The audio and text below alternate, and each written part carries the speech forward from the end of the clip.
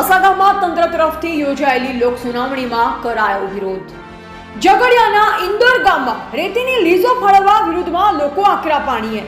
ભરૂચ જિલ્લાના ઝઘડિયા તાલુકાના ઇન્દોર ગામે રેતીની લીઝ ફાળવણી મુદ્દે યોજાયેલી લોક સુનાવણી દરમિયાન ગ્રામજનોનો ભારે આક્રોશ જોવા મળ્યો હતો।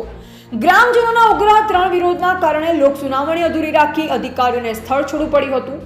રેતીની લીઝ માટે આશરે 1.8 જેટલા બ્લોકની લોક સુનાવણી ઇન્દોર ગામે અસા ગામના વડિયા મંદિર પાસે યોજાઈ। ઇન્દોર તેમજ આસપાસના ગામના મોટી સંખ્યામાં ગ્રામજનો લોક સુનાવણીમાં હાજર રહ્યા। લોક સુનાવણી શરૂ થતાની સાથે જ ગ્રામજનોએ અધિકારીઓ સાથે સવાલોની ઝંડી વરસાવી। ગ્રામજનોએ રજૂઆત કરતા જણાવ્યું કે જે ગ્રામ પંચાયત હદ વિસ્તારમાં રેતીની લીઝ ફાળવવાની છે તે ગામમાં લોક સુનાવણી ન રાખી અન્ય ગામે કેમ યોજવામાં આવી છે।